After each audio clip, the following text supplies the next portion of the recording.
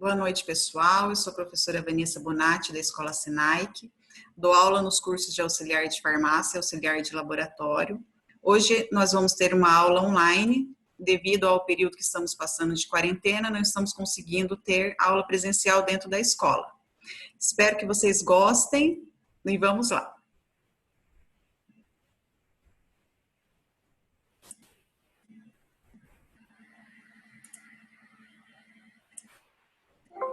Então, o tema que nós vamos abordar vai ser as principais patologias e DSTs, que são doenças sexualmente transmissíveis. Qual que é a importância desse tema na área da saúde? Então, as pessoas que trabalham dentro da área da saúde, elas têm a necessidade de ter conhecimento das principais patologias que elas vão se deparar durante a vida e durante aí o trabalho. Tanto para a orientação das pessoas, como também para ela ter um conhecimento e prevenção de patologias, como se cuidar e evitar com que elas aconteçam.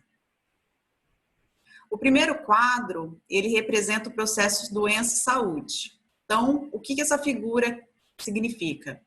Ela vai representar como que acontece o processo doença-saúde no nosso organismo.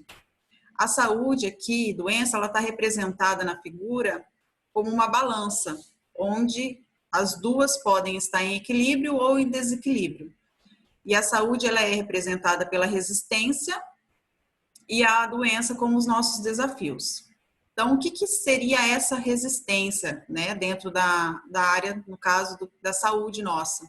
Então, seria a imunidade, o nosso sistema imunológico, que pode ser tanto inato como também adquirido. Então, o sistema imunológico, ele vai ser as células de defesa do nosso organismo que vão combater as possíveis infecções, doenças que a gente vai encontrar aí durante a nossa vida. E elas podem ser combatidas tanto através de células de defesa, que vão ser imunidade inata. Essa imunidade inata são células de defesa, anticorpos, que a gente adquire durante o processo do nosso corpo, nascência, né? Nós nascemos com esses anticorpos.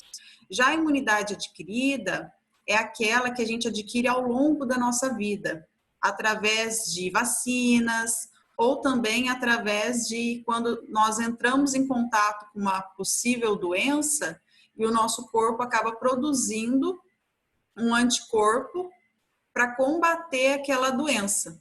E devido a isso, nas próximas vezes que nós entrarmos em contato com esse possível vírus ou essa possível doença, o nosso corpo vai ter um anticorpo que vai combater essa doença. Então, dessa maneira que funciona o processo saúde no nosso organismo, representado pelo sistema imunológico. Já o processo doença, ele está representado pelos desafios do nosso corpo durante toda a nossa vida, que pode ser tanto dos ambientes internos, né, ou também de fatores externos, que são muitas vezes relacionados ao ambiente onde nós nos encontramos, causados por fatores bactérias, vírus, micro-organismos, fungos, que podem causar algum tipo de doença e desestabilizar essa balança, esse equilíbrio do nosso organismo. Então, como que acontece a doença no nosso corpo? Toda vez que o nosso sistema imunológico ele estiver em desequilíbrio, ou seja, as células de defesa do nosso corpo, elas estiverem de alguma forma em quantidades menores, não estiverem muitas vezes com toda essa resistência, o nosso corpo ele acaba causando um desequilíbrio onde a doença acaba prevalecendo. Não significa que o nosso corpo, aqui a resistência, não consiga combatê-la, né, depois de um certo período. Porém, a doença ela fica aí se manifestando no nosso corpo até o sistema imunológico conseguir combatê-la. Então, é assim que funciona o processo saúde-doença. Como que nós conseguimos se manter saudável hoje em dia, né? Já o assunto do momento é o Covid-19.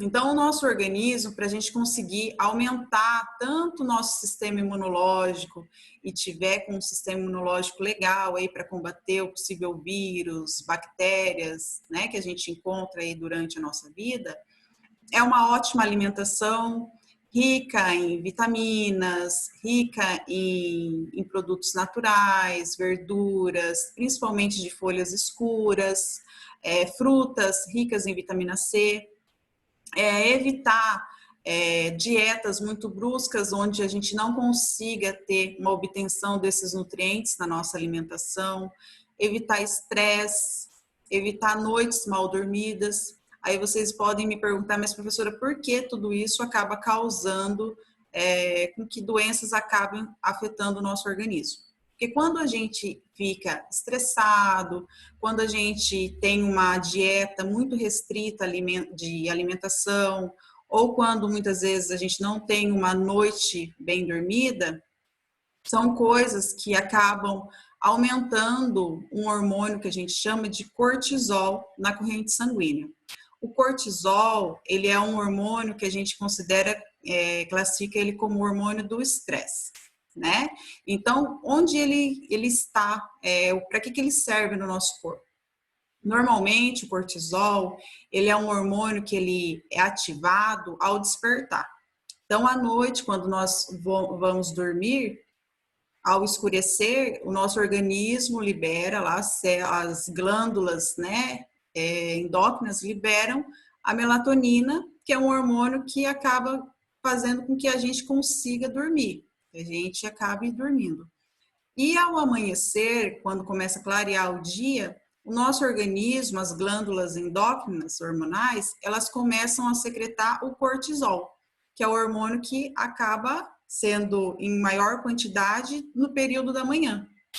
Esse hormônio, ele faz com que nós conseguimos acordar e despertar. Então, por isso ele causa um estresse no organismo que a gente consiga despertar, correto? E quando a gente acaba se alimentando mal, ou quando a gente tem uma noite mal dormida, outra coisa também é o estresse, muitas vezes no ambiente de trabalho ou na nossa vida, esse hormônio acaba aumentando na corrente sanguínea, não somente no período da manhã. Então, ele aumenta na corrente sanguínea também em outros períodos. Então, ele fica em grande quantidade na corrente sanguínea. E ele é um hormônio que acaba influenciando na imunidade do nosso organismo. Então, ele acaba abaixando a imunidade e, consequentemente, favorecendo para que a gente deixe a doença prevalecer no nosso corpo. Então, por isso, para a gente conseguir evitar, principalmente, né, é uma boa alimentação, não ficar muito estressado, ter uma noite bem dormida, tentar no máximo, muitas vezes, ter uma dieta correta, e isso aí vai favorecer para que a gente consiga manter o nosso sistema imunológico com as quantidades de células de defesa ok para combater as possíveis infecções e doenças que o nosso corpo vai encontrar aí durante a nossa vida. O próximo slide. Então, o próximo slide ele vai falar sobre a gripe e o resfriado. A gripe e o resfriado são duas doenças virais que são comuns no nosso dia a dia e a gente, principalmente no período que a gente vai começar agora, que é um período onde entra a mudança, né, climática, inverno, então acaba sendo favorável para doenças como gripe e resfriado. As duas doenças, como o slide diz, são doenças virais e que podem ser muito além do que um simples espirro. Por quê? Normalmente, devido a elas serem muito comuns, as pessoas acabam não dando uma certa importância tanto para a gripe quanto resfriado. E na grande maioria nem sabe diferenciar uma da outra, né? Todo mundo fala que está engripado ou está resfriado, nem sabe se está engripado ou resfriado mesmo, né? Então hoje a gente vai aprender a diferenciar os dois tipos, né, de doenças para vocês conseguirem saber se vocês estão realmente engripado ou resfriado. Então, resfriado. O resfriado é um estado gripal que incide muito frequentemente no trato respiratório superior. O que é o trato respiratório superior? A gente hoje tem dois tipos de trato respiratório, superior e inferior. O trato respiratório superior, ele acaba, né, se localizando aqui nas vias respiratórias, nariz, garganta laringe. E o trato respiratório inferior é o que? Os pulmões, né? Os alvéolos, que daí acaba ocasionando, sendo acometido mais muitas vezes numa gripe do que num resfriado. Então, o que ocasiona daí no caso o resfriado? Então, é uma resposta imunológica que caracterizam e são responsáveis pela secreção nasal. Essa doença é geralmente causada por um tipo de vírus. Então, o principal sintoma do resfriado vai ser a secreção nasal. Então, a pessoa fica com aquele tipo de coriza e ela tem uma intensidade mais aguda e não acaba durando muito tempo. Então, isso é uma das características do resfriado. E ele acaba cometendo mais o trato respiratório superior. No caso, o sintoma mais comum vai ser, no caso, a coriza. Então, por isso que muitas vezes ele não é tão intenso quanto a gripe, né? Ele acaba tendo uma duração menor também. E a gente vai ver depois que uma das diferenças, tanto da gripe e do resfriado, é porque ele é causado, inclusive, por um único tipo de vírus. Diferente da gripe, que ela pode ser causada por vários tipos de vírus. Então, por isso que muitas vezes a gente não consegue... Quem já teve gripe, sempre, muitas vezes, pode ter gripe novamente. Porque como o vírus acaba sofrendo mutações, a gente tem vários tipos de vírus gripais. Então, a gente sempre, muitas vezes, vai acabar entrando em contato, né, com outros tipos de vírus e engripando.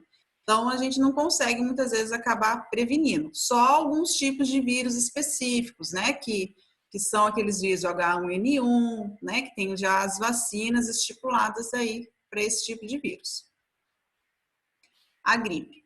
Então, a gripe é uma doença aguda, também causada por vírus, e os sintomas mais comuns são calafrios, febre, dor de garganta, dores musculares, dores de cabeça, tosse, fadiga e mal-estar. E, no caso, em casos onde ela acaba se agravando, pode causar pneumonia. Então, embora às vezes seja confundida com resfriado, a gripe é muito mais grave e ela é causada por vários tipos de vírus. Então, aqui a gente vê a diferença da gripe do resfriado. O resfriado, nós vimos que ele acaba afetando mais as vias aéreas superiores, né, o sistema respiratório superior, e um dos principais sintomas vai ser o quê? A coriza. E ele acaba não tendo uma intensidade, né, uma duração muito longa. Já a gripe, ela é uma doença causada por vários tipos de vírus, diferente do resfriado, e ela comete tanto o trato respiratório superior, como o trato respiratório também inferior, podendo causar até pneumonia, em casos onde muitas vezes tem um certo agravamento. Então, os sintomas mais comuns vai ser calafrios. Então, a pessoa, muitas vezes, a febre, né, onde tem um certo tipo de tremor, a febre acaba... O aumento da temperatura acaba causando esses tipos de calafrios. A dor de garganta, então pode muitas vezes causar infecções de gargantas, dores musculares, dores no corpo, dores de cabeça, tosse, fadiga e mal-estar. E aí, no caso, um agravamento possível dela seria a pneumonia. Então, por isso que hoje em dia a gente tem que ficar bem atenta, principalmente com esse novo vírus, né, o Covid-19, porque a gripe ela é muito parecida até com os sintomas dele. Porém, né, a gente sabe que ele causa uma falta de ar, no caso, e um mal-estar muito grande, né? Isso é um dos sintomas, e a febre persistente. A gripe nem sempre ela causa uma febre persistente.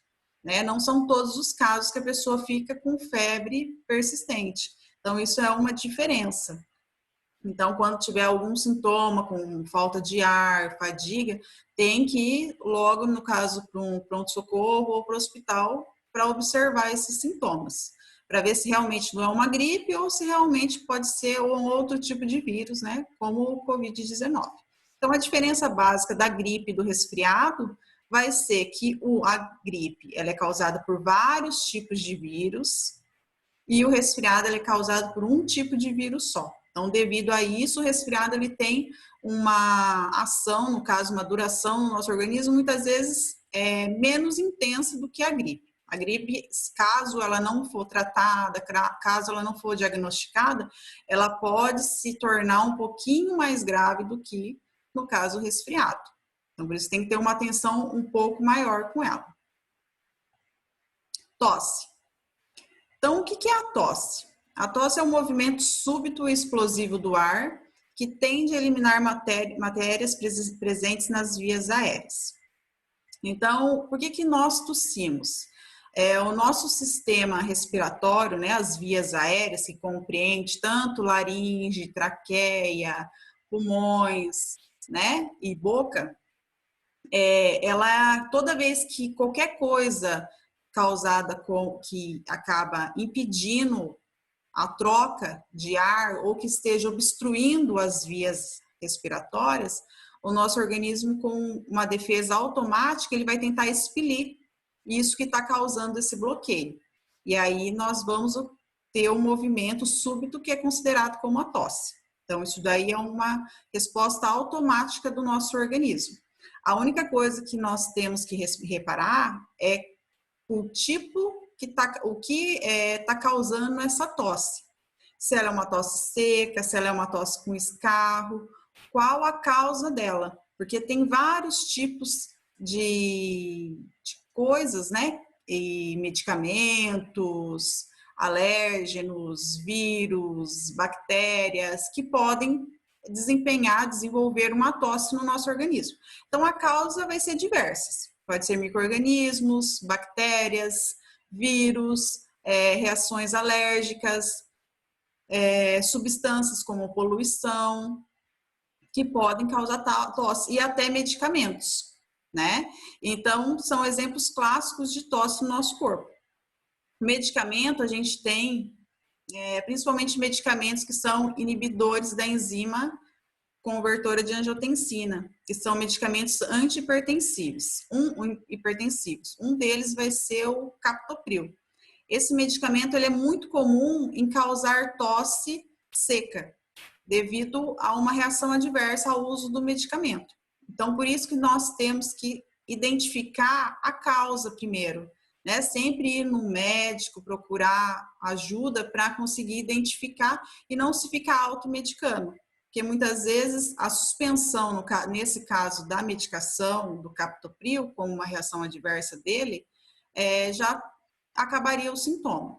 Agora, tosses relacionadas muitas vezes por alergia, tosses relacionadas por bactérias, tosses relacionadas por vírus, também tem que ser analisadas devido aos sintomas, o tratamento, a duração desse período onde a pessoa está tendo essas tosses, para conseguir ter um tratamento adequado de acordo com cada caso.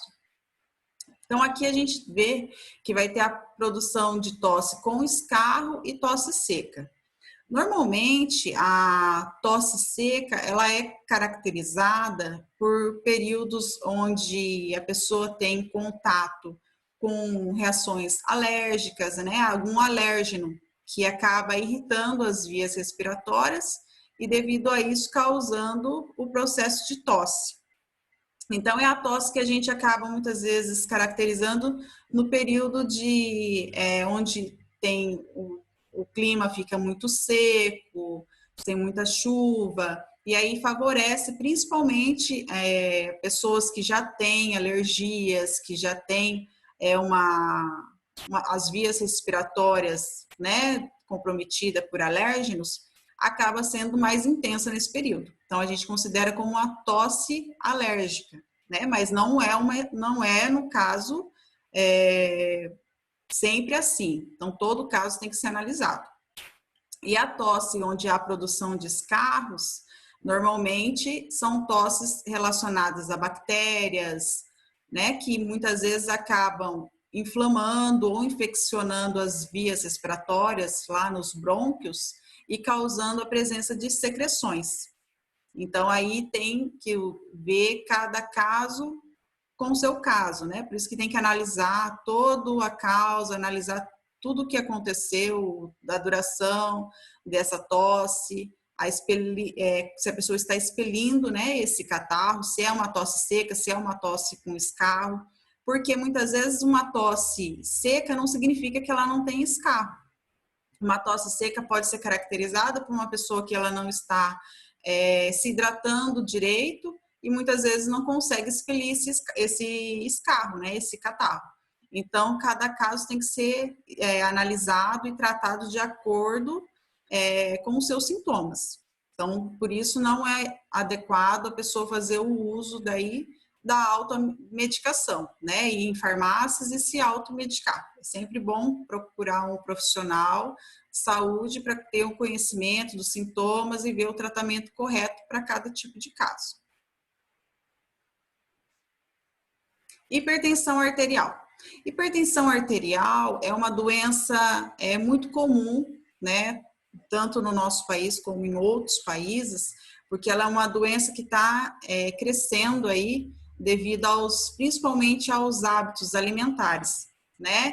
Então, um dos principais causadores da hipertensão arterial é a obesidade, porque tem vários fatores externos, né? Tem fatores externos e fatores internos que podem causar a doença. Então, a hipertensão arterial pode ser causada pela idade, que é a faixa etária da pessoa, pode ser causada pela obesidade, pode ser causada por fatores familiares, né? Muitas vezes a pessoa tem casos na família, herança genética, né? Que onde tem casos predominantes de hipertensão arterial, problemas circulatórios, doenças pré-existentes. Então, são vários fatores que podem causar hipertensão arterial.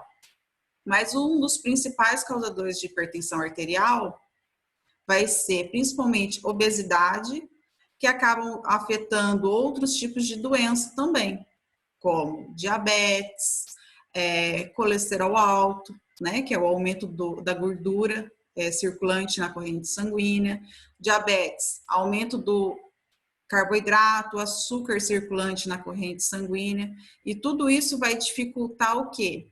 Com que o nosso sangue consiga fluir com uma pressão sanguínea normal. O que é uma pressão sanguínea normal, né? Considerada normal? É uma pressão sanguínea onde ela está ali, popularmente conhecida como 12/8, né? Onde a pressão sistólica, ela está ali no 12 ou 120, né? Porque a gente resume ela em 12, mas na realidade são 120. E a pressão, daí no caso diastólica, ela vai estar ali no 8 ou 80. Então, isso é considerado uma pressão arterial normal. Quando a pressão arterial, tanto sistólica, que é a pressão que a gente classifica como pressão máxima, né? Está acima de 12, a pessoa já pode ser considerada, muitas vezes, pode ser relacionado a um estado emocional momentâneo, por isso que tem que ser averiguado não só por uma aferição de pressão, tem que ser feito várias aferições para ter o diagnóstico correto, que realmente a pessoa é considerada uma pessoa hipertensa.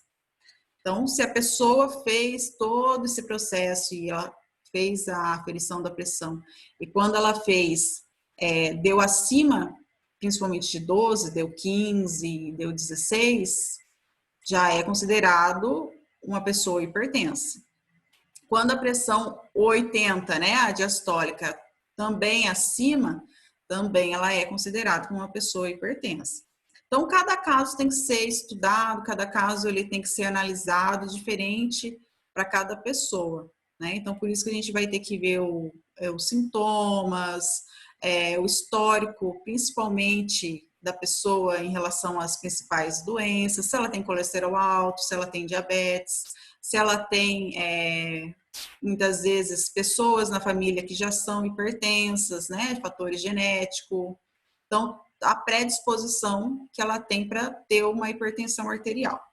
Então, a hipertensão arterial, a gente define ela como uma doença onde acontece o aumento da pressão sanguínea na circulação do nosso corpo. Então, isso é a hipertensão arterial. E ela é uma doença que também acaba prejudicando a saúde pública. Por quê?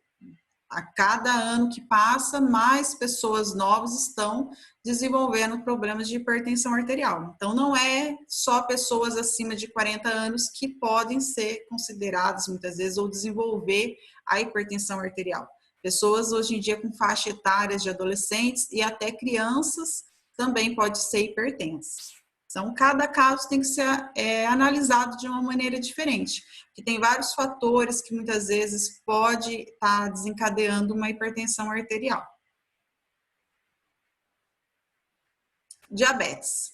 Então, como a gente falou ali na hipertensão arterial, doenças principalmente relacionadas ao metabolismo, como colesterol alto, diabetes, também estão relacionados com problemas de hipertensão arterial, problemas de circulação, problemas relacionados a principalmente cardíacos, né? Então, essas são doenças que futuramente pode vir ter consequências relacionadas a essas possíveis patologias, como hipertensão arterial, problemas cardíacos, e podem se agravar se não diagnosticada da maneira correta ou feito o tratamento correto. Então, diabetes. O que é diabetes? Diabetes vai ser uma doença do metabolismo da glicose, ou carboidrato, causada pela falta ou má absorção de insulina. Ou seja, o nosso organismo, como que ele consegue, o que é o metabolismo da glicose? Normalmente a gente obtém glicose é o açúcar. O carboidrato, ele é obtido através do nosso organismo pela alimentação. Então, devido a isso, as pessoas que são diabéticas têm uma alimentação tão restrita com carboidratos, né? Tem que ter, muitas vezes, até não poder fazer o consumo de carboidratos. Então, o nosso organismo, ele acaba tendo, né, carboidratos ou glicoses para serem absorvidos através da alimentação. Qual é o tipo de alimentação? Açúcar, tem vários outros produtos que nós alimentamos que é rico em fontes de carboidrato que vão se transformar em glicose no nosso corpo, como açúcar, massas, pode ser pão, macarrão, refrigerante. Então, não necessariamente tem que ser um chocolate, um doce, que as pessoas normalmente acreditam que são a glicose, né? Que são aqueles que são alimentos com açúcar. Tem vários outros alimentos que são ricos em açúcar e as pessoas muitas vezes acabam desconhecendo. Então, quando as pessoas percebem ou descobrem que têm diabetes, elas têm que procurar uma nutricionista para ter uma alimentação modificada, inserir na sua dieta uma restrição, principalmente de carboidratos. Então, como que acontece esse processo aqui de doença do metabolismo, onde é causada pela falta ou má absorção de insulina? O que é a insulina? A insulina vai ser o hormônio onde ele vai conseguir quebrar essa molécula de glicose, esse açúcar, para ele conseguir ser absorvido pelo nosso organismo. Então, sozinho a gente não consegue, sem essa molécula de insulina aqui, que é produzida normalmente pelo nosso pâncreas, o nosso organismo não consegue absorver a glicose. Então, o que acaba muitas vezes acontecendo em pessoas que são diabéticas? Muitas vezes não tem a produção de insulina, ou seja, pela falta da produção de insulina, então o organismo não produz insulina para conseguir fazer a quebra da glicose e ela ser absorvida pelo nosso organismo, ou quando há má observação. Muitas vezes o organismo ele até produz insulina, mas não o suficiente para conseguir fazer com que ela seja quebrada e absorvida pelo nosso organismo. Porque qual que é a finalidade da glicose? Qual que é a finalidade da glicose no nosso corpo? A glicose é como se fosse o combustível, né? Não tem o combustível no carro que faz com que ele ande e a gente consiga se locomover?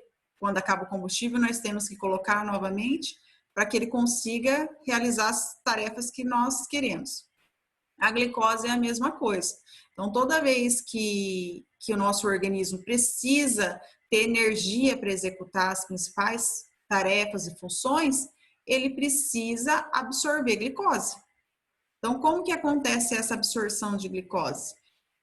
pela produção, principalmente de insulina, que o nosso corpo produz, e aí ela faz a quebra dessa glicose e permite que ela seja absorvida pelos nossos órgãos, para as nossas células, conseguir fazer as principais tarefas. Então, essa é a importância dela. Então, a insulina, ela vai ser produzida pelo pâncreas e a função principal é quebrar a molécula de glicose e transformar ela em energia, né? A energia que é a glicose. Então, ela é essencialmente importante no nosso organismo. As fontes de energia do nosso corpo é através de glicose. O aumento da concentração de glicose no sangue pode estar relacionado devido a pessoa ter uma falta ou uma absorção de insulina, que aí nós vamos classificar ela como diabético. Então, por isso que a gente faz, o correto é fazer exames periódicos, né, que a gente fala que são exames como check-up de rotina, de diabetes, para ver se a pessoa muitas vezes não é um pré-diabético, né, se ela já não está com alguma alteração, principalmente na absorção dessa glicose no seu organismo. Agora nós vamos ver os tipos de diabetes, que são 2 tipos que se encontram. Então, diabetes tipo 1 e o diabetes tipo 2. Então, aqui no diabetes tipo 1. No diabetes tipo 1, o pâncreas produz pouca ou nenhuma insulina. Ou seja, no diabetes tipo 1, ela acaba acontecendo mais na infância ou na adolescência. É aquele tipo de diabetes que acaba descobrindo muito cedo, né? Quando é criança ou quando adolescente. E esse tipo de diabetes é aquele tipo onde a pessoa não produz nada de insulina para conseguir absorver essa glicose no seu organismo. E devido a isso, essa pessoa ela vai ser dependente de insulina, né? A gente classifica ela como uma pessoa dependente de insulina, que é aquela pessoa que vai ter que aplicar antes das principais refeições insulina no seu organismo, né? Através de, muitas vezes, a caneta, através de seringas, ou muitas vezes aquela bomba, né? Que hoje em dia também é uma opção que a pessoa coloca, de insulina. Então, são os tipos aí que a pessoa consegue, mas ela vai ter que usar a insulina para o resto da vida dela. Então, ela não pode ficar sem insulina. Toda vez que ela for se alimentar, ela tem que fazer a aplicação de insulina antes das principais refeições. Então, é uma doença onde a pessoa ela não produz ou produz muito pouca insulina para conseguir absorver a glicose. Então, a gente classifica como insulino dependente, que é isso que eu falei para vocês. Quando a pessoa necessita de insulina para ela conseguir fazer a absorção aí dessa glicose no organismo dela. Então, essa insulino dependente, essa insulina vai ser uma insulina exógena, que a gente fala, que é uma insulina que não é produzida pelo nosso corpo, é produzida por um laboratório e que vai fazer o mesmo papel da insulina endógena, que seria a insulina produzida pelo próprio corpo da pessoa. Então, ela vai ter que fazer aplicações diárias pelo resto da vida dela antes das principais refeições. E aí, o período de aplicação, a quantidade de aplicação vai ser de acordo com a doença, né? De acordo com o que o médico, daí no caso, prevalecer para a pessoa. Então, cada pessoa é diferente, nunca vai ser igual, muitas vezes, de uma pessoa para outra. Cada caso tem que ser analisado e visto como diferente do outro. Diabetes tipo 2. O diabetes tipo 2, diferente do diabetes tipo 1, que é aquele descoberto na infância e na adolescência, ele normalmente acaba acometendo as pessoas depois dos 40 anos de idade. Então, ele não é descoberto tão cedo. Por quê? Porque normalmente no diabetes tipo 2, as pessoas elas não são totalmente, o pâncreas, que é o responsável pela produção de insulinas, eles conseguem produzir insulina para fazer a quebra, no caso da glicose. Porém, o que acaba acontecendo? Devido a fatores como hábitos alimentares, históricos familiares de pessoas que têm diabetes tipo 2 na família, são fatores que acabam influenciando a pessoa muitas vezes futuramente a desenvolver o diabetes tipo 2. Então, o que acaba acontecendo? Até um período da vida da pessoa, o organismo, o pâncreas, produz insulina e ela consegue fazer a absorção aí da glicose no seu organismo. Depois de um certo período, né, normalmente acima dos 40 anos de idade, ela começa a ter uma certa dificuldade e um aumento da glicemia no sangue, ou seja, um aumento do açúcar no sangue. Porém, não significa que essa pessoa ela não produz insulina, ou seja, o pâncreas delas não produz igual o diabetes tipo 1. Então, por isso, não necessariamente as pessoas que são diabetes tipo 2, elas vão ser pessoas insulinodependentes. O que é isso? Pessoas que necessitam da aplicação diária de insulina. Então, essas pessoas normalmente conseguem fazer o controle com restrição alimentar, mudanças de hábitos, né, como começar a fazer atividades físicas, ter uma restrição alimentar com uma pouca quantidade, principalmente de consumo de carboidratos, e fazer o uso da medicação correta, através de medicamentos para controle do diabetes. Então, só com isso ela consegue aí ter aí o controle correto e absorção, né, da glicemia para as funções principais do seu organismo. Então, não necessariamente ela é insulino dependente, porque o organismo dela produz insulina. Não produz quantidades, muitas vezes, quantidades que muitas vezes vão fazer com que ela consiga utilizar essa glicose. Mas o problema principal do diabetes tipo 2 é que o pâncreas produz insulina, mas as células, né, são resistentes à ação dessa insulina. Ou seja, é a mesma coisa se eu tivesse uma chave, cópia para eu abrir a porta, e eu colocasse essa chave, eu tivesse a chave, colocasse ela entrasse, mas ela não abrisse a portinha para nós saíssemos do local. Então, é a mesma coisa que acontece no diabetes tipo 2. O organismo produz insulina, porém, ele não consegue se ligar na célula ali, né? As células acabam tendo uma certa resistência a essa insulina e não consegue fazer o papel principal dela, que é a quebra dessa molécula para conseguir ser absorvida. Então, ela acaba ficando toda concentrada na corrente sanguínea. E como que a gente consegue mudar esse cenário? Através de mudanças de hábitos alimentares, prática de atividades físicas e o uso da medicação correta. Tem que fazer um controle todo, passar rotinamente no médico para fazer esse tipo de controle. Então, a diferença do diabetes tipo 1 do tipo 2 é que no diabetes tipo 1, a pessoa ela acaba descobrindo, é uma doença descoberta na infância e na adolescência, e a pessoa produz pouca ou nenhuma insulina. Então, devido a isso, ela é classificada como insulino-dependente. Já no diabetes tipo 2, a pessoa produz insulina. A diferença é que o organismo não consegue reconhecer essa insulina produzida. Então, é como se ela não produzisse. E ela acaba afetando normalmente as pessoas acima dos 40 anos de idade, e essa doença ela normalmente se desenvolve pelos hábitos e estilo de vida da pessoa. Muitas vezes uma alimentação incorreta, não tem uma prática de atividade física efetuada normalmente e também histórico familiar. E não necessariamente a pessoa vai ser insulino dependente. Então, no diabetes tipo 2, a pessoa não necessariamente vai precisar do uso de aplicações diárias de insulinas para ela conseguir, daí no caso, ter uma vida normal ou ter sua qualidade de vida preservada. Então, essa é a diferença do diabetes tipo 1 para o diabetes tipo 2.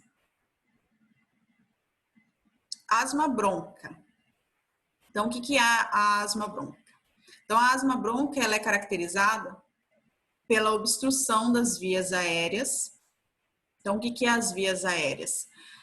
Normalmente vai ser o pulmão, os brônquios, que podem, muitas vezes, essa obstrução ela pode ser causada pelo afilamento, principalmente dessas vias aéreas, onde acontece uma redução ou obstrução do fluxo de ar. O que é essa redução? Muitas vezes a pessoa ela tem ou uma redução, uma diminuição da troca gasosa, né? Uma insuficiência, a pessoa não consegue fazer a troca gasosa, ou uma obstrução do fluxo de ar, onde ela não consegue fazer a troca gasosa de maneira nenhuma. Ele fecha de uma maneira tão concentrada os brônquios, onde não consegue acontecer a passagem do ar e a pessoa acaba tendo uma falta de ar.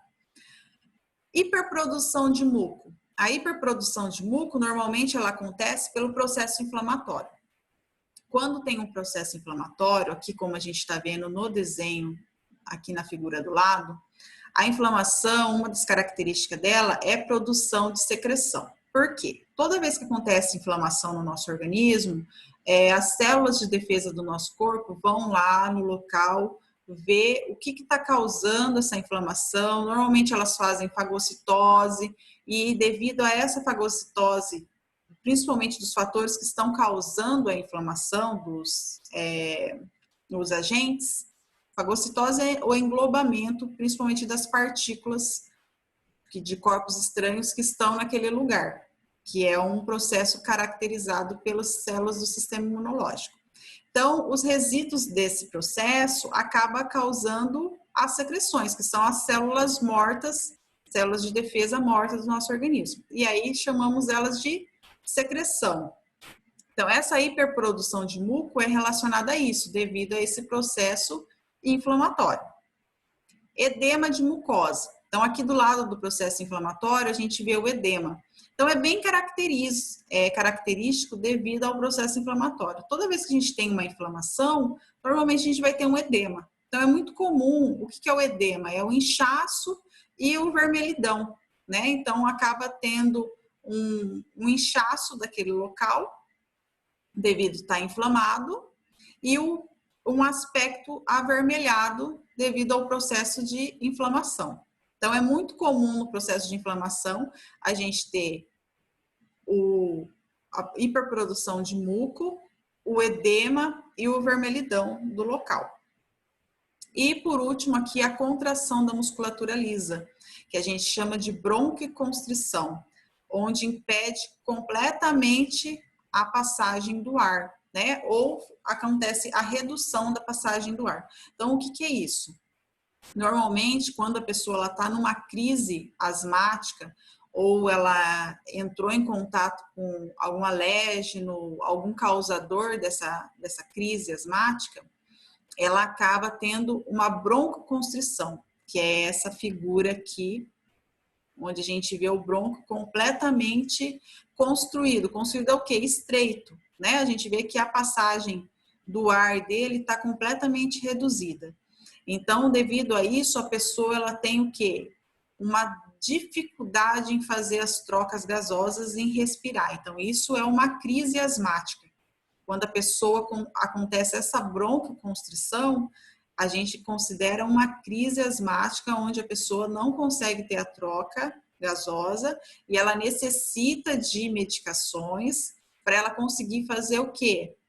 A vasoconstrição, ou seja, o aumento, principalmente aqui das paredes dos brônquios, para permitir a passagem do ar. Então, isso aí a gente acaba tendo que usar alguns medicamentos para fazer o aumento, no caso, a vasoconstrição, a dilatação dos brônquios, para conseguir fazer com que ele permita a passagem do ar.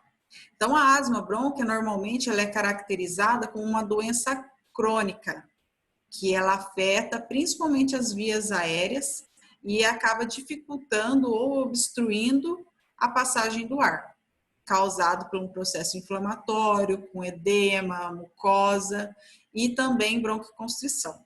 Então, para a gente evitar, principalmente, e ela pode ser causada por vários fatores, ou por alérgenos, ou muitas vezes por medicamentos, né? Então, ela é uma doença crônica, que a pessoa ela tem que tratar de acordo com os sintomas, de acordo com a sua patologia.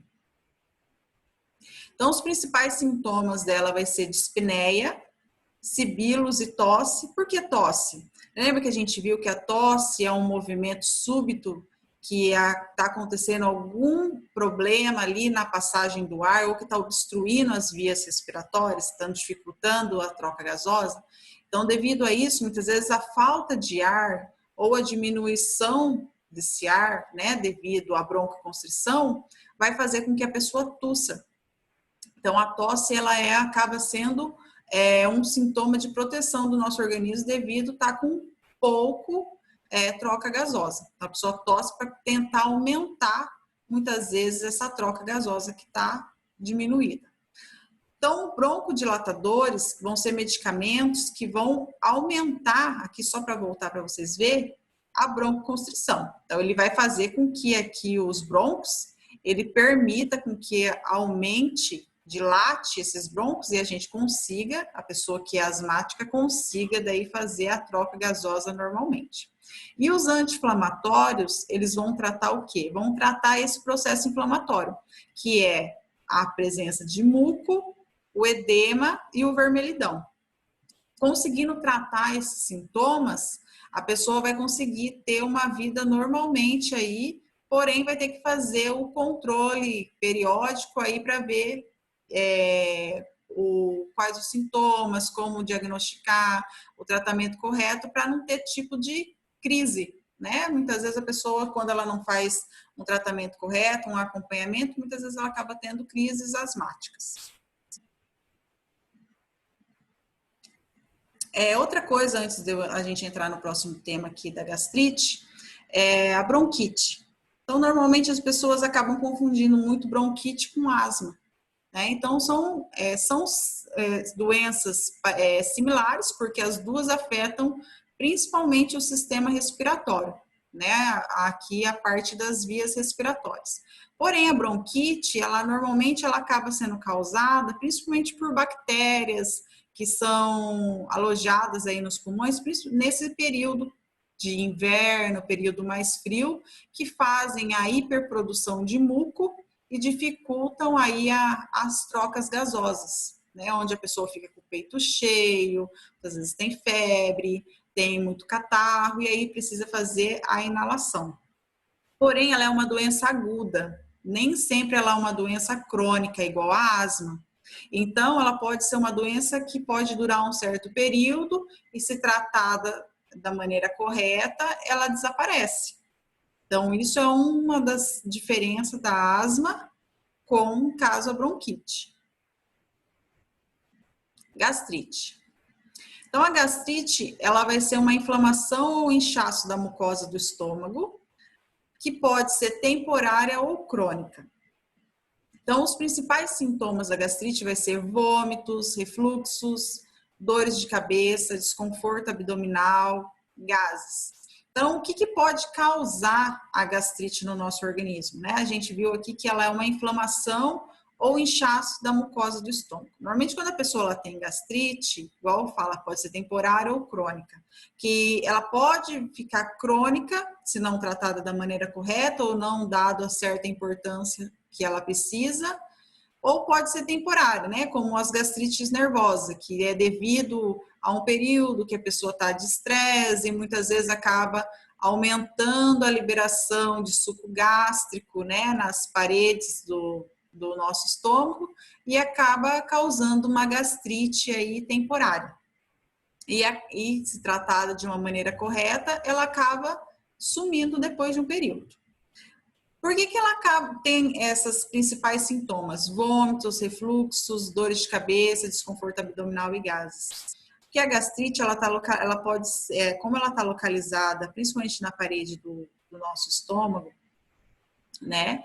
E também é um dos responsáveis aí, principalmente do sistema digestório, aí, processo de digestão de alimentos, ela acaba tendo, devido à dor, né, ou essa inflamação, inchaço dessa mucosa, ela acaba causando um certo tipo de náusea, né, ou até o próprio vômito. Refluxos, tem pessoas que muitas vezes têm refluxos, problemas aí, principalmente aqui no fechamento dessa parte aqui do esôfago e também na boca do estômago, que acaba causando algum tipo de gastrite. Por quê? O que acaba acontecendo?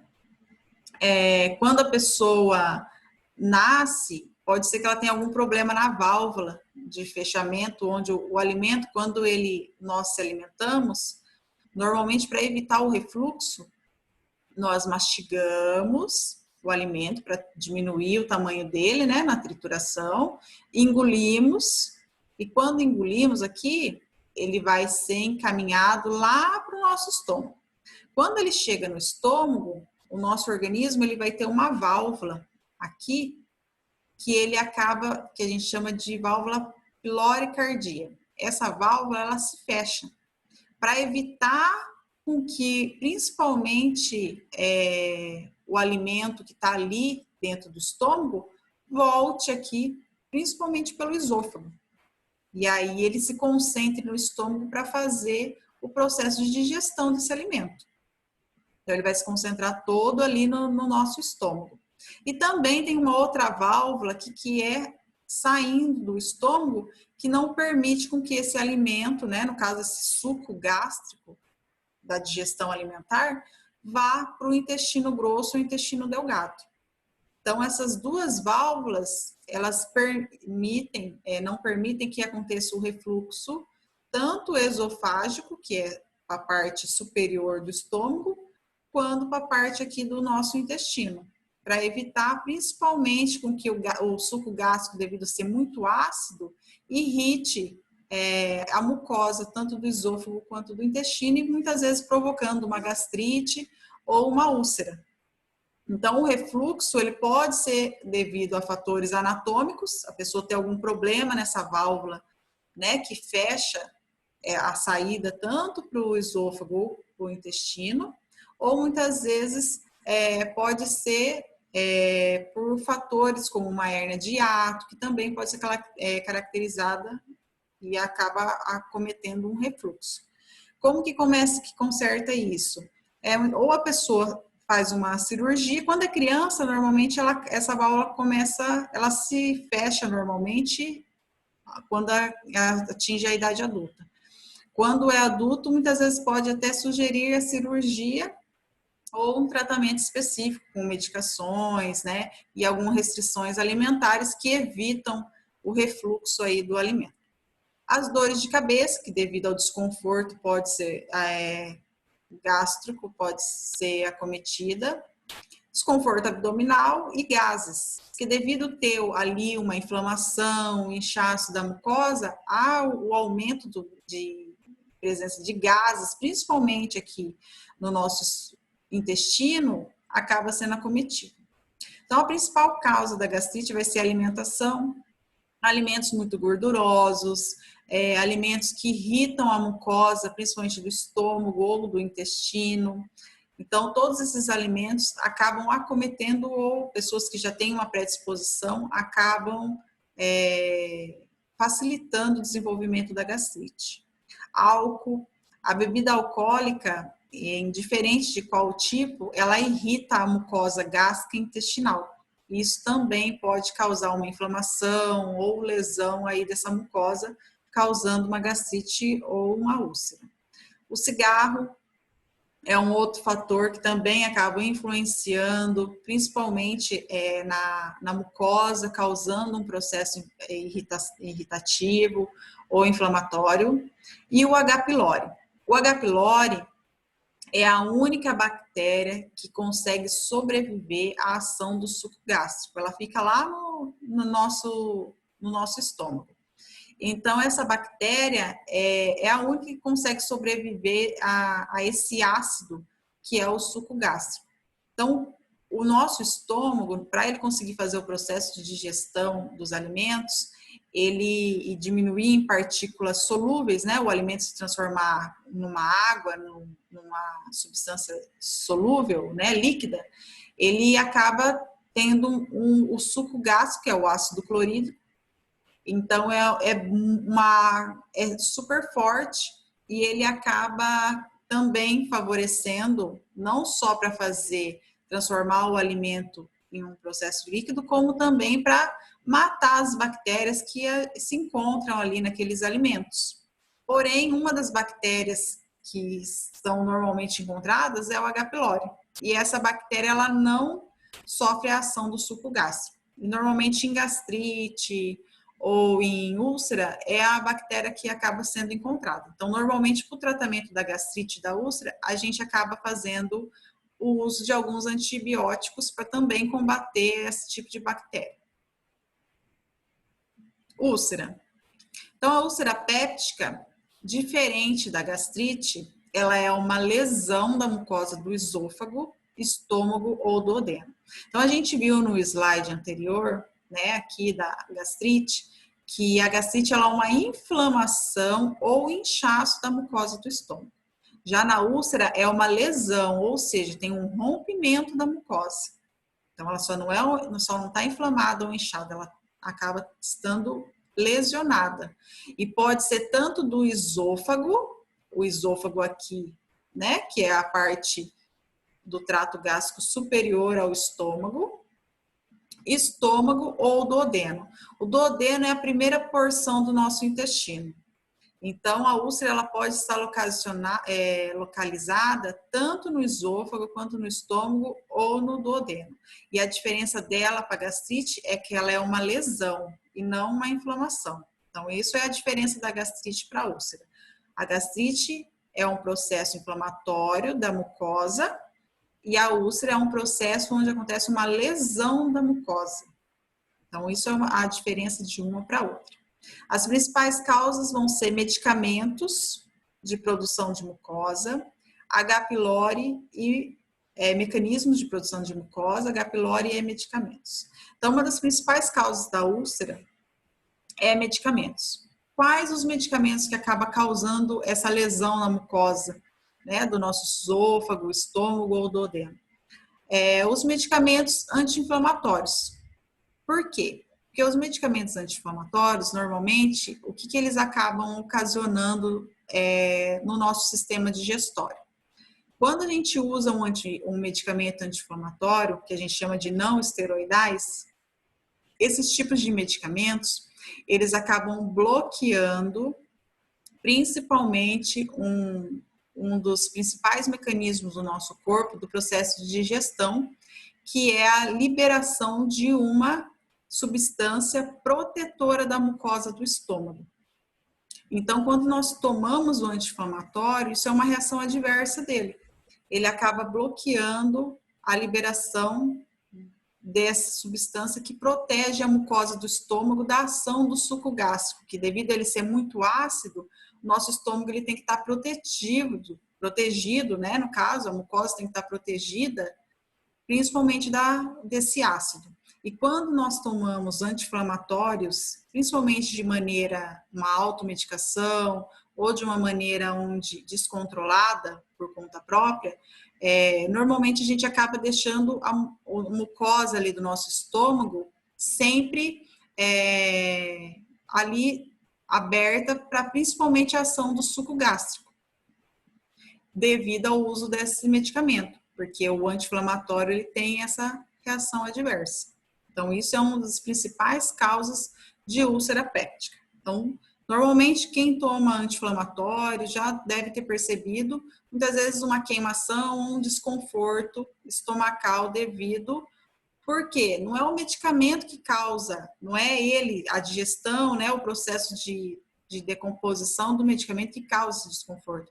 É a reação adversa que ele causa, porque ele deixa a parede da mucosa do estômago suscetível à ação do suco gástrico, porque ele inibe a ação, principalmente dessa mucosa aí, dessa substância que acaba protegendo a mucosa do estômago. Então, por isso que os medicamentos anti-inflamatórios, eles acabam causando, com o uso prolongado, o uso diário, muitas vezes úlcera péptica ou gastrite.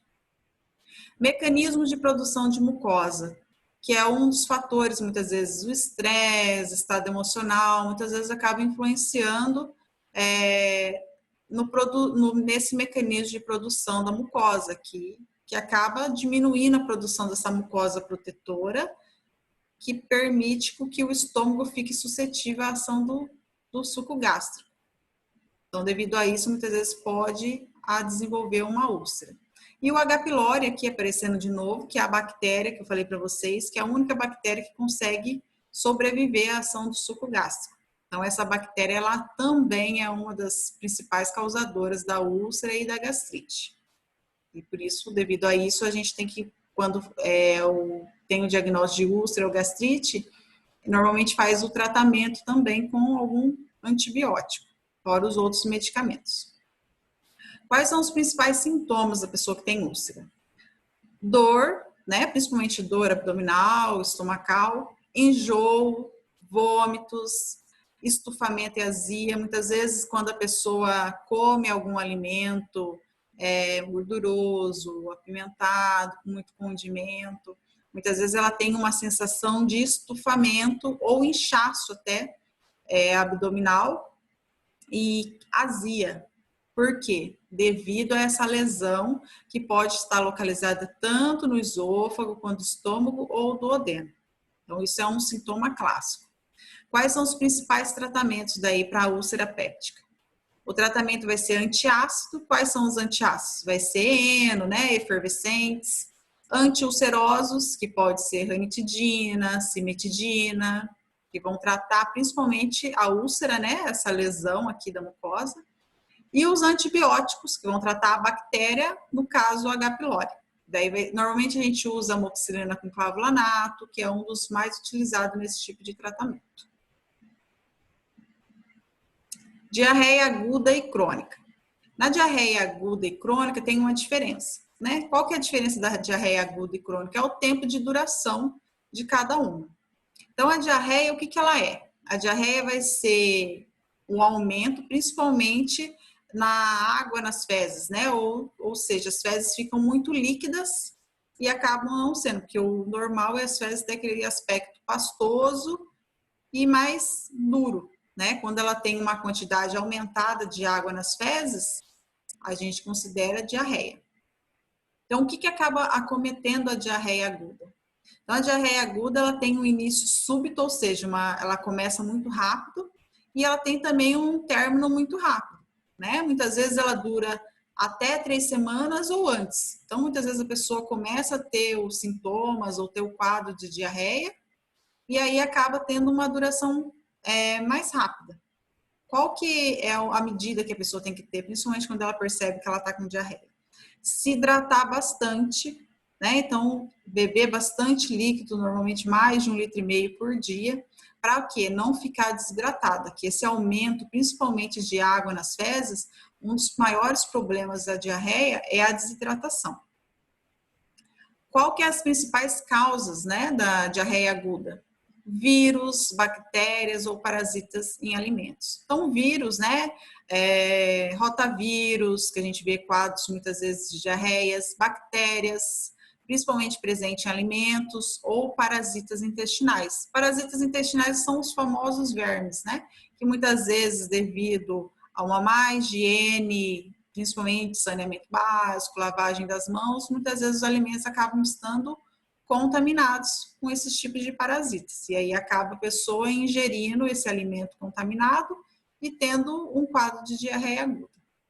Água ou alimentos contaminados, que é o mesmo caso daí de higiene, saneamento básico. A pessoa muitas vezes consome água ou alimentos de locais desconhecidos e que muitas vezes não tem um tratamento adequado, não tem uma higiene adequada, e aí acaba se contaminando, muitas vezes com parasitas, bactérias. A água, normalmente, quando a gente está num local onde a gente desconhece, né, vamos supor, está num rio e a pessoa quer beber a água daquele rio, normalmente o ideal é fazer o quê? Ferver a água antes do consumo, certo? Alguns antibióticos. Antibióticos em algumas pessoas podem acometer e causar diarreia, principalmente aguda, né? Tem uma duração pequena. Por quê? Porque o antibiótico, ele acaba matando, muitas vezes, não somente bactérias que são bactérias que acabam afetando alguma patologia, né? Causando uma doença no nosso organismo, mas também bactérias nocivas. O que são bactérias nocivas? O nosso corpo tem algumas bactérias que ficam habitadas lá no intestino grosso, né, que é a última porção do intestino, que ajudam principalmente na produção de algumas vitaminas, como vitamina K, e elas acabam ajudando no processo ali de produção dessas substâncias. Então, quando a pessoa toma antibiótico, muitas vezes o antibiótico acaba matando também essas bactérias nocivas e, consequentemente, causando diarreia. Então, o período de duração aí da diarreia aguda normalmente acaba se resolvendo em menos de 5 dias, mas pode durar até 3 semanas, depende do quadro. Quando começar a se prolongar muito tempo, o ideal é procurar uma ajuda médica para tentar analisar o quadro e ver qual o tipo de tratamento específico. Diarreia crônica. A diferença, então, da diarreia aguda para a crônica é que a crônica, normalmente, ela tem uma duração maior, de 3 a 4 semanas, e as causas, normalmente, são por coisas não tão comuns quanto a diarreia aguda. Então, a maioria das causas da diarreia crônica vai ser uso de laxantes, né? Muitas vezes lactopurga, ou uso, quando a pessoa faz um uso diário, um uso rotineiro de laxantes, muitas vezes ela pode desenvolver uma diarreia crônica. Falta de lactose.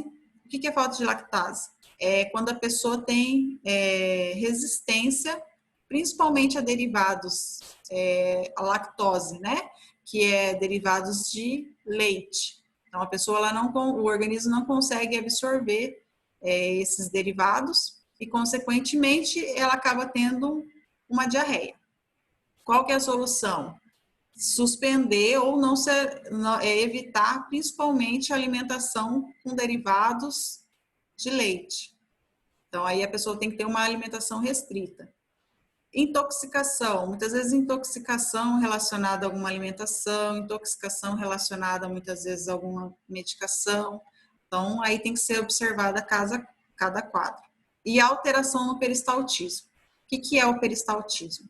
Peristaltismo são os movimentos que o nosso corpo faz, o intestino, ele faz movimentos que o peristaltismo é assim. Quando nós vamos se alimentar, o que acaba acontecendo?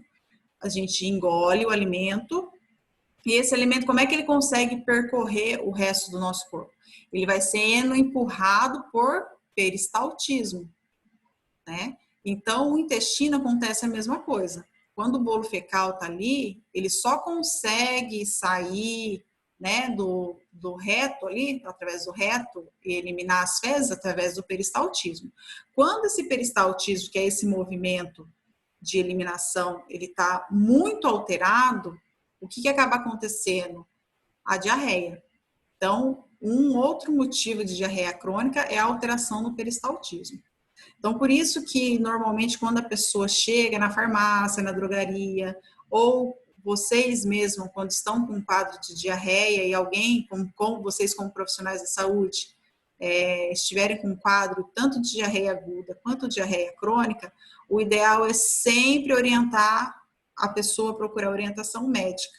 No máximo que vocês podem orientar a pessoa é se hidratar bastante, ter uma alimentação mais sólida, né, com pouca gordura, para evitar com que aumente principalmente a diarreia.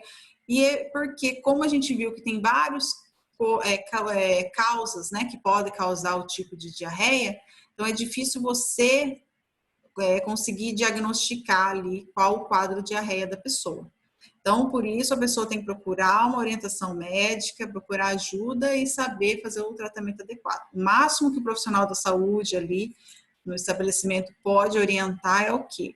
Orientar a pessoa a fazer o consumo aumentado, principalmente de água, e evitar alimentos gordurosos e procurar comer alimentos mais sólidos, com pouca gordura de preferência, né? Que aumente principalmente aí o peristaltismo e o aumento da diarreia.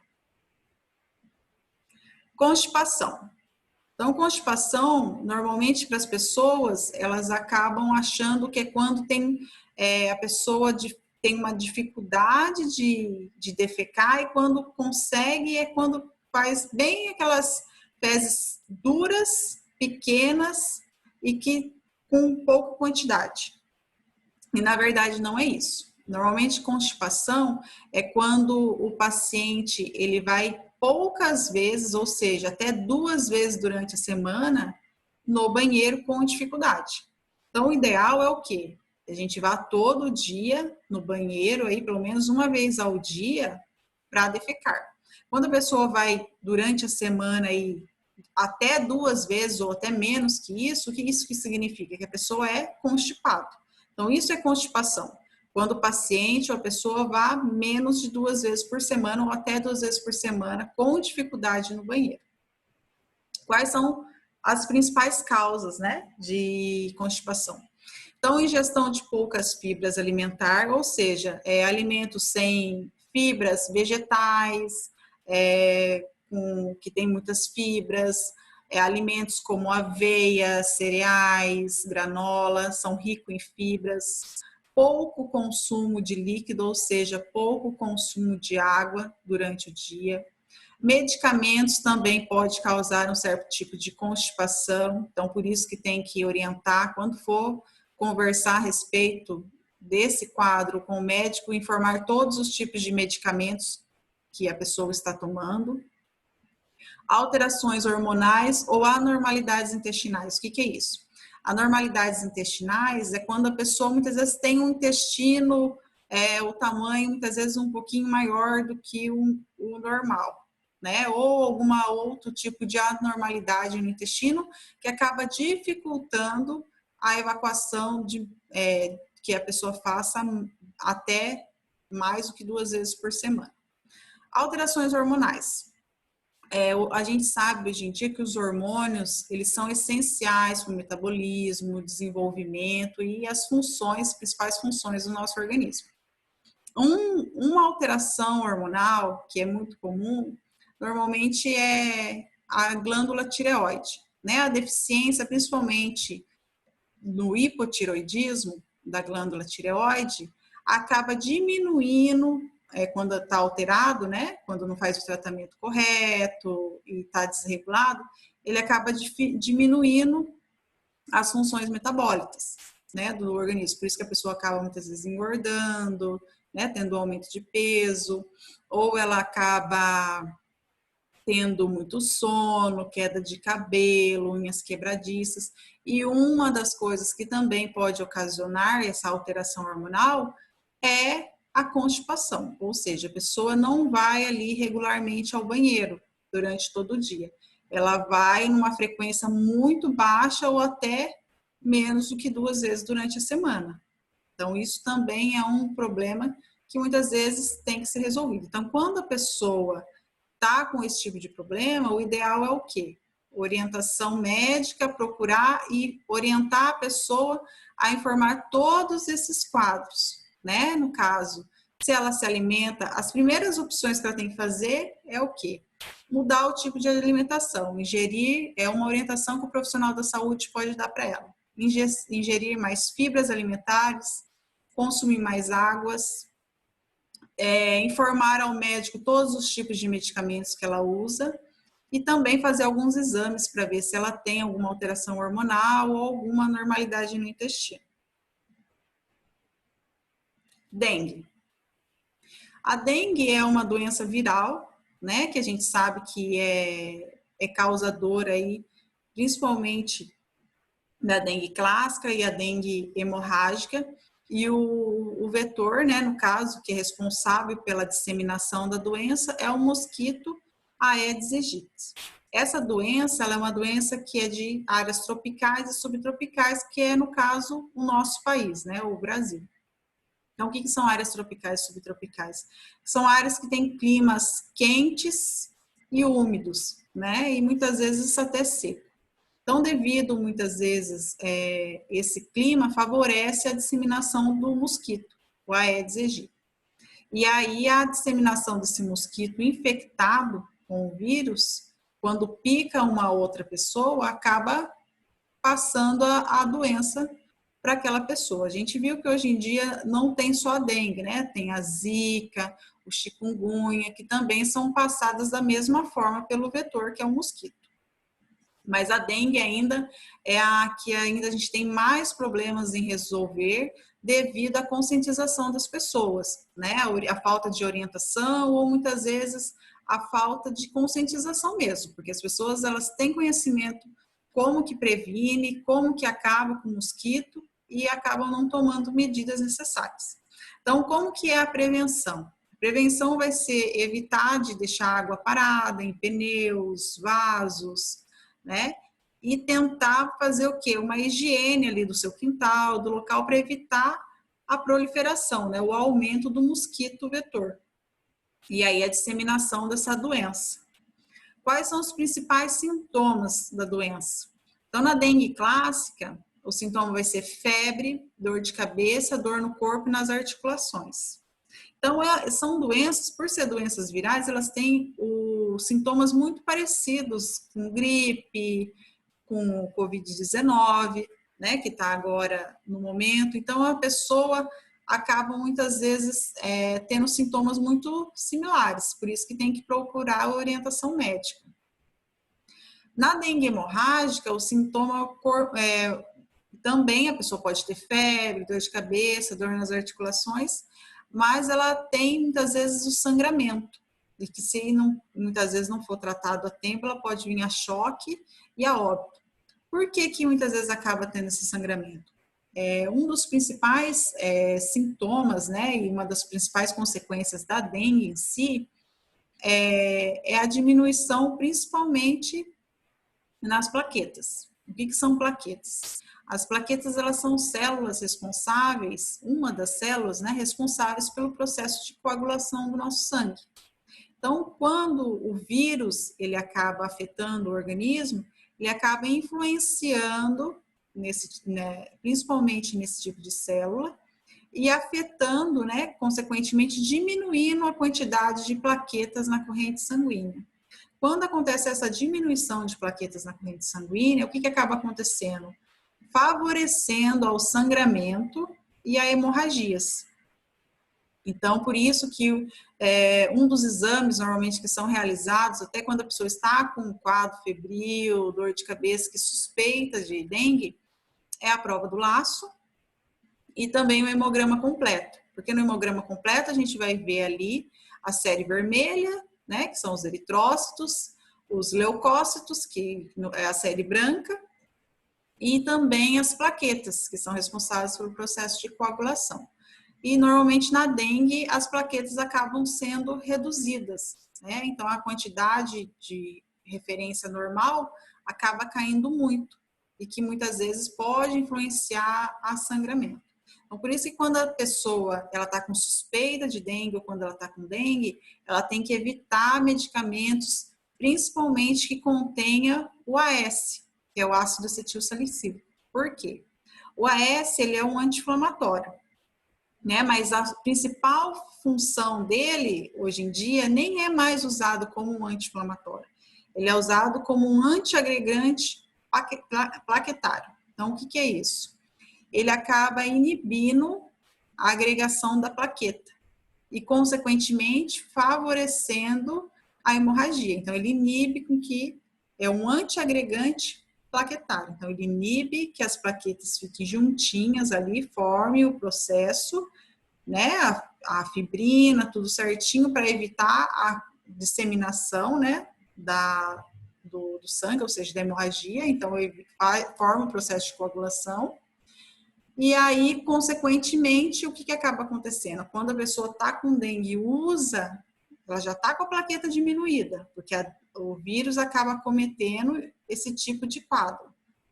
E aí ela toma o AS, a consequência é que muitas vezes pode agravar um quadro de sangramento ou hemorragia, por ele ser um antiagregante plaquetário.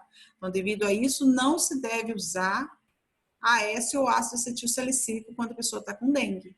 Muitas vezes as pessoas acham que é só o AS, né? Ai, mas eu não tomo nada com AS. Mas tem muitos medicamentos relaxantes musculares ou antigripais que tem o ácido acetil salicílico. Então, sempre lê lá os medicamentos, no caso, né, o nome dos medicamentos antes de consumi-los, principalmente quando estiver com dengue.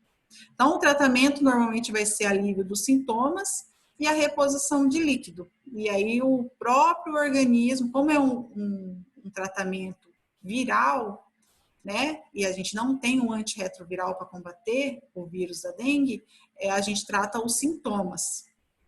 Então, vai fazer a reposição de líquido e aliviar os sintomas de febre, dor no corpo, né, e tentar o quê? Aumentar o sistema, a defesa do organismo da pessoa e o próprio organismo combater a doença. Todas as doenças virais a gente acaba tratando dessa forma, né? Quando a doença não tem uma vacina específica, o próprio corpo muitas vezes ele vai ter que lutar para combater a doença. Ou se não, o uso de alguns medicamentos antirretrovirais, mas não são todas as doenças virais que têm medicamentos antirretrovirais, que é o caso da gripe, é o caso muitas vezes da dengue, é o caso do Covid-19. A gripe ainda a gente tem as exceções, que muitas vezes pode ser usado o Tamiflu, né, no H1N1, pode ser usado também a vacina, que a gente tem hoje em dia do H1N1 na gripe. Na dengue, nós não temos vacinas ainda, então a gente só faz o tratamento do alívio dos sintomas, a reposição de líquido, e no Covid-19 também. Nós ainda estamos descobrindo, muitas vezes, como que vamos fazer para fazer o tratamento dos sintomas, aliviar os sintomas e fazer o quê? Com que a pessoa recupere a saúde dela normal. Agora nós vamos entrar, né, no último assunto, que é a DST. Então, o que são DSTs? Né? O que a gente pode classificar como DSTs? Então, as DSTs vão ser as doenças sexualmente transmissíveis. Então, como que acaba, o nome já diz, como que acaba sendo afetadas as doenças sexualmente transmissíveis? São doenças que são afetadas normalmente quando a pessoa faz relação sexual sem o uso do preservativo, né? No caso, camisinha. Então, hoje em dia, alguns medicamentos, como anticoncepcionais, o DIU, ou outros tipos de medicamentos anticoncepcionais injetáveis, outros tipos de medicamentos que acabam inibindo, né, a gestação, eles não inibem a transmissão de doenças sexualmente transmissíveis. Então, por isso é importante, quando a pessoa for ter o ato sexual, ela fazer o uso principalmente de preservativo, tanto feminino quanto masculino, certo? Para ela conseguir prevenir, daí no caso, o desenvolvimento de uma doença sexualmente transmissível.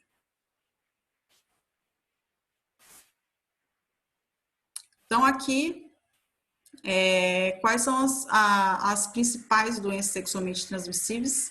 No caso, elas podem ser causadas por diversos tipos de micro-organismos, que podem ser tanto vírus, bactérias, fungos, ou até parasitas intestinais também pode causar DSTs. Então, aqui na antiguidade, a mais grave era considerada a sífilis. A sífilis, ela é uma DST que é causada por uma bactéria que a gente chama de Treponema pallidum. E o tratamento normalmente dessa doença é a base de antibióticos. Como que a pessoa percebe que ela está com sífilis? Normalmente acaba aparecendo feridas, né? Ou se não, feridas avermelhadas, principalmente no órgão genital. E isso daí é uma das características principais da sífilis. E nem sempre essas feridas acabam causando dor. Então, é sempre bom quando qualquer alteração que aparecer no órgão genital, ferida, secreção de cor diferente, cheiro, né, odor diferente, sempre procurar um especialista para analisar, porque pode ser uma doença sexualmente transmissível. AIDS. A AIDS, ou síndrome da imunodeficiência adquirida, é uma das doenças, né, mais temidas hoje das DSTs, porque todo mundo tem medo de contrair AIDS e morrer, né? Então, na realidade, o vírus, que é o HIV, qual que é o grande problema dessa doença, né? Hoje em dia ainda a gente não existe tratamento, não existe vacina, então a prevenção é só a relação sexual com o uso de preservativos. Então, não tem ainda uma vacina que acaba combatendo ou evitando com que a pessoa contraia, no caso, o vírus, né, o HIV. Então, o problema maior da disseminação dessa doença é o quê? A pessoa ela acaba morrendo, na grande maioria, não pela doença em si, pelo vírus, né? No caso a AIDS. A pessoa ela acaba morrendo devido à suscetibilidade que a doença acaba causando nela. Ou seja, a pessoa acaba se tornando suscetível a desenvolver outras doenças importunas. Por quê? O principal problema, o que esse vírus HIV, ele acaba cometendo no organismo do indivíduo que tem ele, né? Que contraiu ele. Ele normalmente diminui as células lá de defesa do nosso organismo, do sistema imunológico. Lembra lá do primeiro slide, o quadro lá do processo saúde e doença, que eu expliquei para vocês sobre a imunidade inata e a imunidade adquirida. A imunidade inata é aquela que a gente adquire na nascença. E a imunidade adquirida é aquela que a gente adquire ao longo da nossa vida, quando a gente entra em contato, muitas vezes, com uma doença e cura dela, e o nosso corpo produz um anticorpo para combater uma possível, muitas vezes, doença importuna se a gente encontrar ela novamente, ou se não, através da vacinação. Então, o que acaba acontecendo com esse vírus aqui, o HIV? O HIV, ele acaba acometendo o sistema imunológico, então ele deprime o sistema imunológico. Então ele acaba diminuindo a quantidade de células de defesa do nosso organismo. Então, o que acaba acontecendo? A pessoa, quando ela entra em contato com um vírus comum, como uma gripe, né? O organismo da pessoa vai ter as células de defesa dela não vai conseguir combater da mesma forma que uma pessoa que não é portadora do vírus. E, consequentemente, uma gripe pode levar o indivíduo à morte, porque daí pode progredir para um quadro de pneumonia e muitas vezes um agravamento. Então, esse é um dos maiores problemas do vírus do HIV. Então, a pessoa acaba não morrendo por si pelo vírus, mas sim por outras doenças importunas, porque o vírus ele acaba deprimindo o sistema imunológico da pessoa. Ele diminui a quantidade de células, ele acaba causando a destruição da quantidade de células do sistema imunológico. E aí a pessoa acaba ficando suscetível a desenvolver outras infecções. Como que a pessoa consegue melhorar esse sistema imunológico dela? Através do uso de coquetéis, hoje que o SUS, né, a área, o Ministério da Saúde, ele disponibiliza para pessoas portadoras do HIV, que são notificadas, né, que vão lá e declaram, né, que são portadoras do vírus. Então, a pessoa acaba tendo que tomar aí, que ela é uma doença crônica, então a pessoa tem que tomar rotinamente o coquetel de medicamentos para conseguir melhorar o quadro do sistema imunológico dela. Não significa que ela vai conseguir, muitas vezes, ela vai não ficar ter essas doenças importunas, mas ela vai conseguir ter uma melhora, principalmente na qualidade de vida dela. E vai conseguir ter uma qualidade de vida onde ela consiga viver mais tempo e muitas vezes, futuramente, quem sabe, até desenvolva aí a cura dessa doença. Qual que é a principal forma de contaminação do vírus, né, no caso do HIV? Através de relações sexuais, sem preservativos, através de, muitas vezes, uso de materiais pérfuro-cortantes compartilhados, né? Então, todo fluido humano, sangue, onde é contaminado, onde é compartilhado, onde a pessoa tem um contato, sangue, escarro, fluidos como esperma, onde a pessoa tem um contato, ela acaba tendo a possibilidade de desenvolvimento do vírus do HIV. Então, por isso que para evitar de ter esse tipo de vírus, a pessoa tem que fazer o uso de preservativos, principalmente nas relações sexuais, e também evitar de compartilhar seringas, compartilhar materiais pérfuro-cortantes que foram utilizados por outras pessoas. Gonorreia. A gonorreia, ela também é uma DST que é causada por bactérias. E o principal aí que a gente fala é o gonococcus, que é o causador aí da doença, né? Que ela acaba afetando principalmente o sistema genitário, também pode masculino, feminino e também pode causar uma conjuntivite, né? Gonocócica. Por quê?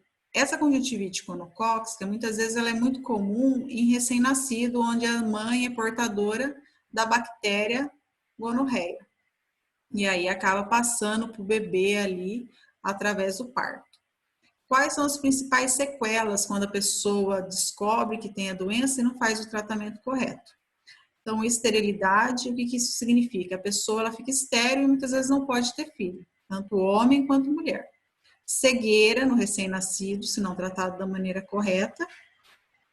E também ela tem que, muitas vezes, toda vez que vê inchaço, principalmente como vaginite, problemas, principalmente no homem, né, no canal da uretra, como dor, secreção amarelada, né, com odor, principalmente fétido, ela tem que procurar ajuda, ou o homem, de pessoas especialistas na área para fazer o tratamento, e mulheres também, como ginecologistas, para fazer o tratamento adequado e o uso de antibióticos para combater a doença e evitar que aconteça esses tipos de sequelas. Herpes genital. A herpes genital é a manifestação, principalmente, ela é um vírus, e a gente tem vários tipos de herpes, né? Tem a herpes simples, que é aquela que normalmente acaba se desenvolvendo na boca, né? Como afta, ferida, que a gente chama de herpes labial. E ela acaba, muitas vezes, sendo contraída através, principalmente, de saliva de pessoa contaminada, pelo beijo. E a herpes genital, que é aquela que é desenvolvida, né, no caso, contraída através de relação sexual, sem o uso de preservativo, por pessoa que é portador. Qual que é a manifestação aí do quadro da herpes genital? Normalmente, o quadro da herpes, tanto masculino quanto feminino, vai ser o aparecimento dessas bolhas esbranquiçadas e vermelhas ao seu redor, que acaba sendo parecendo uma ferida e arde, né? Acaba causando um certo tipo de dor. Então, a manifestação da doença, ela se dá de 4 a 6 dias após o contágio, e o desaparecimento pode ser do 7º ao 10º dia. E aí é onde a gente chama que acontece o alojamento do vírus. E desaparece, muitas vezes, esses tipos de feridas. Porém, pode acontecer o retorno periódico, se não tratado com antirretroviral, principalmente o aciclovir. Então, toda vez que, igual eu falei para vocês, a pessoa observou ferida, secreção, bolha, mancha, né, odor, muitas vezes descaracterizado ali da região genital, procurar ajuda médica, porque pode ser uma DST, pode ser uma doença sexualmente transmissível. Condiloma acuminado. Então, o que é o condiloma acuminado? O condiloma acuminado é o famoso HPV, que é uma papiloma virose. Então, o HPV é uma doença hoje em dia que é a maior causadora, principalmente nas mulheres, que são as mais afetadas, de câncer de colo de útero. Então, como que acontece a disseminação dessa doença? Através de relação sexual sem o uso de preservativo. Normalmente o parceiro, né, o homem que tem o vírus, nem sempre a doença se manifesta com essas lesões aqui, com essas papilas, que são essas elevações na pele, como umas verrugas. Nem sempre acontece de ter o aparecimento dessas papilas. Então, pode ser assintomática. Porém, ele acaba passando o vírus aí para a parceira durante o ato sexual. Então, os locais mais afetados, né, do aparecimento da lesão dessas papilas, da verruga, são o prepúcio e o meato uretral do homem, a vulva e a vagina e o colo do útero da mulher. Ou seja, essas verrugas aqui, ela pode aparecer tanto do lado externo quanto do lado interno, lá no útero da mulher, que é devido a isso que pode acometer um câncer de colo de útero, porque daí acaba causando essas elevações na pele, né, essas lesões papilares que podem vir a futuramente a desenvolver um câncer de colo de útero. Hoje em dia, né, a gente não tem ainda um medicamento específico para o tratamento desse vírus, dessa doença. Porém, qual que é o tipo de tratamento que é feito hoje em dia? O médico, né, o ginecologista ali, o uretral, né, o homem ali que ele vai fazer o diagnóstico, eles vão tirar, né, essas lesões aqui, essas elevações na pele, e aí vão cauterizar elas e fazer o tratamento aí, com muitas vezes alguns outros medicamentos para tentar erradicar a doença, mas ainda não existe um medicamento específico para determinar a exclusão da doença do organismo. Muitas vezes o próprio organismo consegue combater o vírus sozinho, certo? Mas a gente sempre fala para a pessoa se prevenir e evitar de entrar em contato com o vírus, para fazer com que o organismo tente sozinho combater esse vírus aqui do HPV. Então, hoje em dia a gente tem a vacinação, que é aí de crianças, não, adolescentes, né, de 12 até, se eu não me engano, 25 anos de idade. Por que a faixa etária é entre esse período, né? Tão jovem e até um período restrito aí, porque pessoas mais velhas não podem também se vacinar contra o HPV. Porque qual que é o dilema, né? Qual que é a lógica aí da vacinação? Normalmente, vacinar adolescentes que ainda não entraram na vida sexual ativa, né? Não tiveram relações sexuais com vários parceiros ou não estão ativamente realizando relações sexuais. Então, devido a isso, a vacinação começa tão cedo e tem um período aí até uns 25 anos para acabar, né? Só vacinam até esse período. Porque quando a pessoa já teve vários parceiros e teve várias relações sexuais com parceiros diferentes, não usou a proteção adequada, ela pode já ter entrado em contato com o vírus e muitas vezes não se manifestado o HPV, a doença em si. Porém, o que pode acontecer? Se ela realizar a vacinação, se ela já entrou em contato com o vírus, a vacinação vai ser inútil, então não vai ter resultado nenhum. Então, devido a isso, a vacinação ela é preferencialmente para pessoas que ainda não iniciaram a vida sexual ativa ou que tiveram poucos parceiros, né, durante aí esse período. Por isso que ela tem esse estreitamento na faixa etária. Então, ela não tem um período aí, né, no caso, ela não tem um medicamento específico e a gente tem que contar, quando a pessoa contraiu o HPV, que o próprio corpo consiga combater a doença e eliminar ela do nosso corpo. Bom, pessoal, então aqui uma frase para a gente terminar a aula nossa de hoje. E o futuro pertence àqueles que acreditam na beleza de seus sonhos. Então, eu espero que vocês tenham gostado da aula nossa de hoje, que tenha sido proveitosa para vocês. E eu vou mandar no WhatsApp um exercício para vocês fazerem de acordo com a aula que eu dei hoje, para vocês me entregarem daí na semana que vem, certo? Muito obrigado, boa noite e ótima semana para todos.